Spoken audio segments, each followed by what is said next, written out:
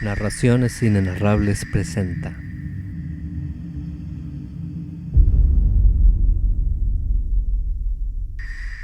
de Howard Phillips Lovecraft.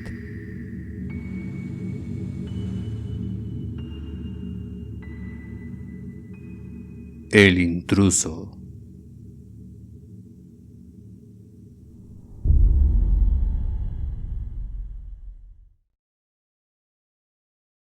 Esa noche el varón soñó multitud de desdichas, y todos sus guerreros invitados, por sombras y formas, por brujas y demonios, y grandes gusanos de sepultura, se vieron en pesadillas, atormentados. Desdichado aquel a quien los recuerdos de infancia no traen sino miedo y tristeza. Mísero del que vuelve la vista para reencontrar horas solitarias en grandes y tétricas estancias de parduzcas colgaduras y enloquecedoras hileras de viejos libros, o rememorar espantadas esperas en umbrías alamedas de árboles grotescos, gigantescos, cubiertos de plantas trepadoras, agitando en silencio sus ramas hacia lo alto. Tal es lo que los dioses me otorgaron, a mí, el turbado, el decepcionado, el yermo, el quebrantado. Y no obstante me siento extrañamente contento y me aferro con desesperación a esos marchitos recuerdos cuando mi mente amenaza por momentos con llegar más allá, al otro. Nada sé de mi nacimiento, excepto que el castillo era infinitamente viejo e infinitamente horrible, lleno de pasadizos oscuros, con elevados cielos rasos donde el ojo no encontraba sino telarañas y sombras. Las piedras de los ruinosos corredores parecían siempre espantosamente húmedas, y por doquier flotaba un condenado hedor, como el de cadáveres apilados durante muertas generaciones. Nunca había luz, por lo que empleaba velas para alumbrarme, y me demoraba mirándolas atentamente en busca de algún consuelo. No había sol afuera, ya que aquellos terribles árboles crecían más alto que la parte superior de la torre accesible. Había una torre negra que descollaba sobre los árboles hasta el desconocido cielo exterior, pero se hallaba parcialmente en ruinas, y no podía llegarse a ella sino a través de un casi imposible ascenso por la pared vertical, piedra a piedra. Debo haber vivido años en ese lugar, pero no soy capaz de precisar cuánto. Alguien debió atender mis necesidades, aunque no puedo recordar a nadie que no sea yo mismo, ni nada vivo aparte de las sigilosas ratas y los murciélagos y las arañas. Creo que, quien fuera el que me cuidó, se trataba de alguien terriblemente anciano, pues la primera imagen que tengo de una persona viva es la de alguien semejante a una caricatura de mí mismo, aunque tan deforme, marchito y decadente como el castillo. A mi entender, no había nada grotesco en los huesos y esqueletos que colmaban algunas de las criptas de piedra en los subterráneos. Yo asociaba tales cosas de una forma fantástica con los sucesos cotidianos, y los veía más naturales que las imágenes coloreadas de seres vivos que descubrí en muchos de los mohosos libros. Todo cuanto sé lo aprendí en esos libros. Ningún maestro me asusó ni me condujo, y no recuerdo haber escuchado en todos esos años una voz humana, ni siquiera la mía, pues aunque había leído sobre la conversación, nunca intenté hablar en voz alta. Mi apariencia física me resultaba igualmente desconocida, ya que no había espejos en el castillo, y yo sencillamente me creía, de forma instintiva, parecido a las juveniles figuras que veía dibujadas y pintadas en los libros. Estaba convencido de ser joven, debido a los pocos recuerdos que guardaba. Fuera, cruzando el foso putrefacto, me tendía a veces bajo los árboles oscuros y silenciosos, y soñaba por espacio de horas con lo leído en los libros, y me imaginaba anhelante entre alegres multitudes, en el mundo iluminado por el sol que se encontraba más allá de la fronda interminable. Una vez intenté escapar del bosque, pero conforme me alejaba del castillo, las sombras iban haciéndose más oscuras y el miedo se colmaba de un espanto acechante. Así que volví corriendo frenético antes de perderme en un laberinto de silencio nocturno. Así que yo soñaba, esperando entre interminables crepúsculos, aunque no sabía el qué. Luego, en mi sombría soledad, el ansia de luz se volvió tan frenético que no pude aguardar más, y alcé suplicante las manos hacia la solitaria torre negra en ruinas que se remontaba sobre el bosque hacia el ignoto cielo exterior. Y al fin me decidí a escalar esa torre, aún en riesgo de caer, ya que prefería vislumbrar el cielo y morir que vivir sin contemplar jamás la luz del día. En el húmedo crepúsculo ascendí por la vetusta y destartalada escalera hasta llegar al punto en que cesaban, y de ahí en adelante me aferré en precario a pequeños asideros que llevaban arriba. Aquel cilindro de piedra sin escalera resultaba espectral y terrible, negro, ruinoso y desolado, más siniestro aún por culpa de los murciélagos sobresaltados cuyas alas no despertaban sonido. Pero todavía más espectral y terrible resultaba la lentitud del avance, ya que, por mucho que subiera, la oscuridad sobre mi cabeza no menguaba, y sentí un nuevo estremecimiento, como si me encontrase en un túmulo fantasmal y venerable. Temblé preguntándome por qué no aparecía la luz, y, de haberme atrevido, hubiera vuelto la vista abajo. Supuse que la noche me habría alcanzado repentinamente y tanteé en vano, buscando con la mano libre el alféizar de una ventana a través de la que poder mirar fuera y en torno, e intentar calcular la altura alcanzada.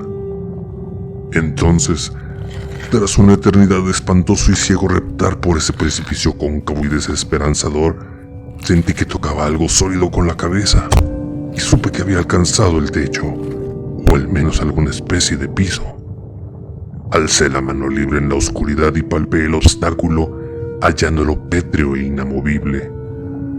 Entonces tuvo lugar un mortífero circundar de la torre, agarrándome a cualquier asidero que pudiera ofrecerme el resbaladizo muro, hasta que al fin, tanteando con la mano, sentí ceder la barrera y pude volver a subir, empujando la losa o trampilla con la cabeza, mientras utilizaba ambas manos para el temible ascenso. Arriba no apareció luz alguna, y elevando las manos, supe que mi ascenso había concluido por el momento, ya que la losa era la trampilla de una abertura que llevaba a una superficie de piedra de mayor circunferencia que la torre de abajo, sin duda el suelo de alguna estancia alta y amplia. Fui deslizándome cautelosamente otra vez, intentando impedir que la losa volviera a caer en su hueco, pero fracasé. Mientras yacía exhausto en el suelo de piedra, escuché los fantasmales ecos de su caída, pero confié en ser capaz de volver a alzarla cuando fuera necesario. Suponiéndome ahora a prodigiosa altura, muy por encima de las malditas ramas del bosque, me arrastré por el suelo buscando con las manos las ventanas, esperando ver por primera vez el cielo y la luna y las estrellas sobre las que tanto había leído. Pero me vi defraudado en mi búsqueda, ya que todo lo que encontré fueron unos grandes estantes de mármol sosteniendo odiosas cajas ovaladas de un tamaño perturbador. Cuanto más lo pensaba, más me preguntaba sobre qué arcanos secretos podía albergar esta elevada estancia, separada durante tantos eones del castillo inferior. Entonces, inesperadamente, mis manos dieron con una puerta encastrada en un umbral de piedra, tosco y cubierto de extrañas tallas.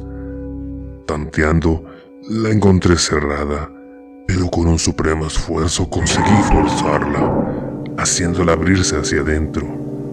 Al hacerlo, me alcanzó el éxtasis más puro que jamás haya conocido, ya que, brillando tranquilamente a través de una ornada cancela de hierro.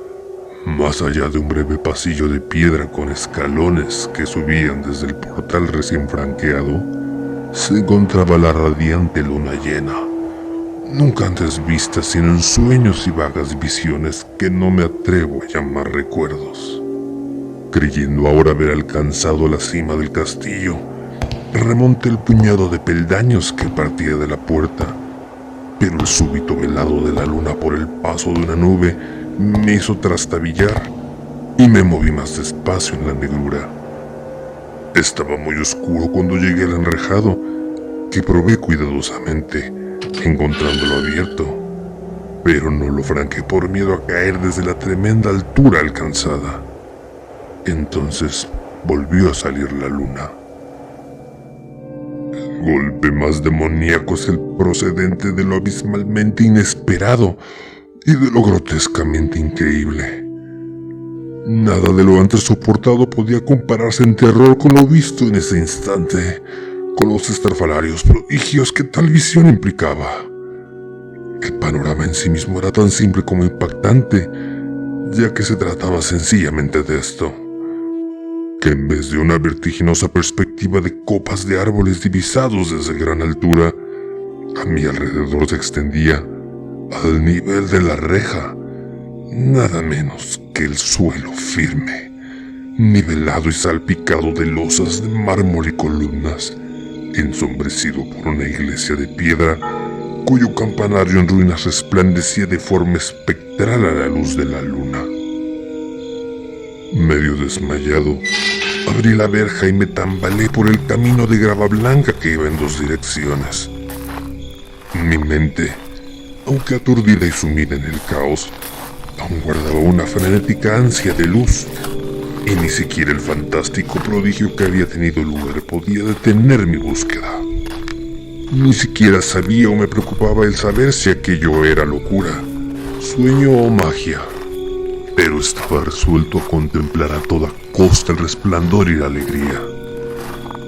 No sabía quién o qué era, ni dónde me hallaba, pero al proseguir titubeando adelante me hice consciente de una especie de recuerdo espantosamente latente que implicaba que mis pasos no habían sido totalmente fortuitos. Salí de aquella zona de lápidas y columnas a través de un arco y fui deambulando campo traviesa, siguiendo a veces el camino, otras abandonándolo para cruzar curioso por praderas donde ruinas ocasionales hablaban de otro camino ya olvidado. En cierta ocasión vadeé un torrente junto al que restos musgosos y caídos hablaban de un puente derrumbado mucho tiempo atrás. Debieron pasar unas 2 horas antes de que llegara a lo que parecía ser mi meta, un venerable castillo cubierto de hiedra en mitad de un parque frondosamente arbolado, inquietamente familiar y a un tiempo ajeno en una forma que me dejaba perplejo. Vi que el foso estaba lleno y que algunas de las familiares torres estaban caídas, mientras que nuevas alas habían surgido para confundir al observador. Pero eran las ventanas abiertas lo que yo contemplaba con gran interés y delicia, gloriosamente resplandecientes de luz, dejando escapar los sones del más encantador de los festejos. Llegándome a una de ellas, me asomé y vi una concurrencia ataviada de forma extraña. Se divertían y hablaban animadamente entre sí. Creo que nunca antes había oído voces humanas, y tan solo podía conjeturar vagamente lo que se decía. Algunos rostros mostraban expresiones que despertaban en mis recuerdos increíblemente remotos. Otros me resultaban completamente ajenos.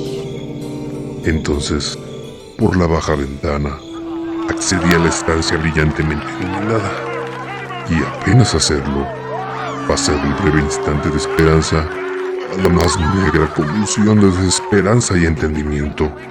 La pesadilla se desató instantáneamente. Apenas entrar, tuvo lugar uno de los más terroríficos sucesos que jamás haya podido concebirse. No bien había cruzado el antepecho, se abatió sobre la concurrencia un repentino e inesperado espanto de la más terrible intensidad, demudando los rostros y provocando los más horribles gritos jamás surgidos de garganta alguna. La huida fue masiva, y entre gritos y pánico algunos se desvanecieron, siendo arrastrados por quienes escapaban enloquecidos. Muchos se cubrían los ojos con las manos y se abalanzaban ciegamente adelante, tropezando torpemente en su fuga, volteando muebles y yendo a chocar contra los muros antes de alcanzar alguna de las numerosas puertas. Los gritos resultaban estremecedores, y mientras me quedaba solo y aturdido en la brillante estancia, escuchando ecos que se desvanecían, temblé con la idea de que podía haber junto a mí algo que no hubiera visto. La habitación se mostró desierta en una somera inspección, pero al llegar a una de las alcobas, creí detectar allí una presencia, un atisbo de movimiento del otro lado del arco dorado que llevaba a una habitación similar. Al aproximarme al arco, comencé a distinguir con más claridad la presencia y entonces, con el primer y último sonido que haya pronunciado jamás, un alarido espectral que me sacudió casi tanto como la repugnancia despertada por el ser nocivo que lo causaba.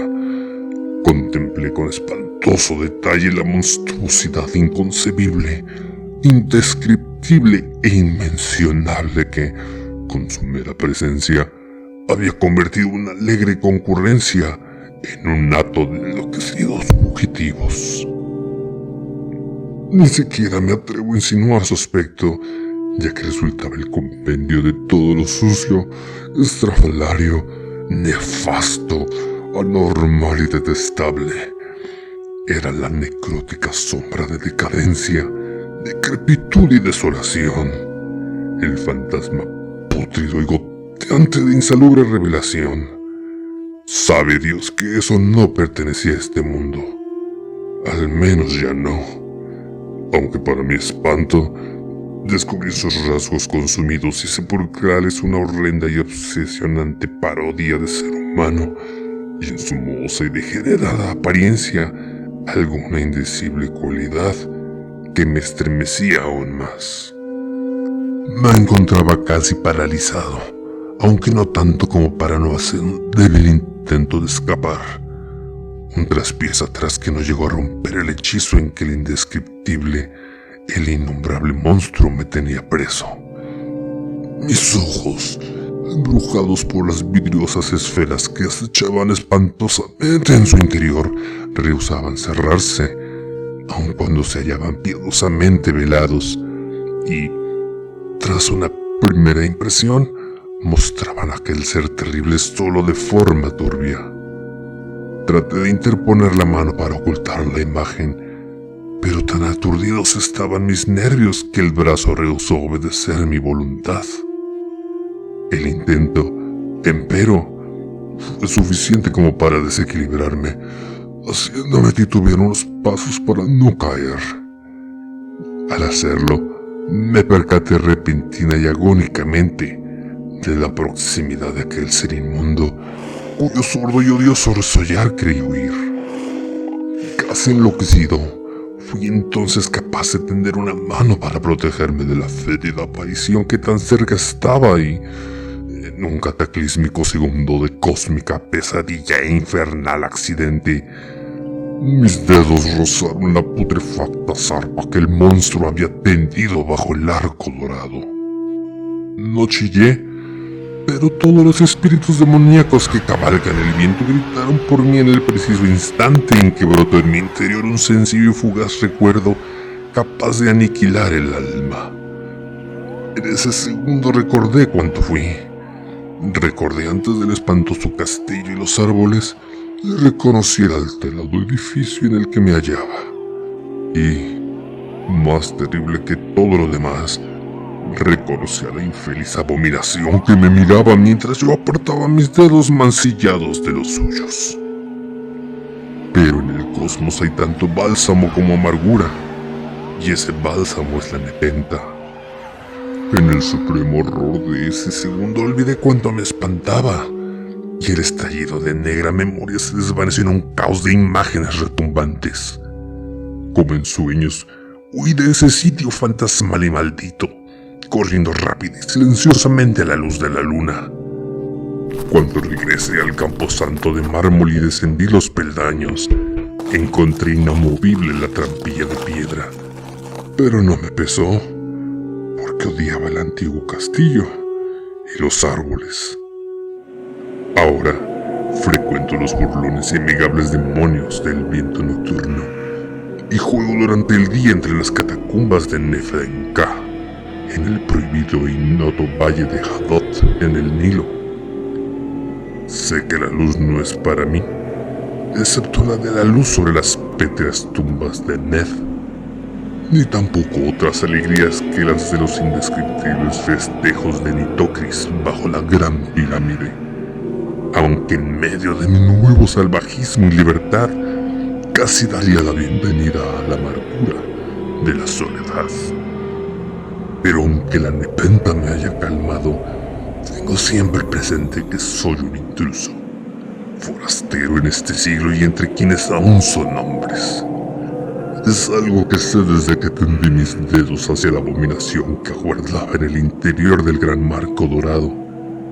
Tendí mis dedos y toqué una fría y tersa superficie de cristal pulido.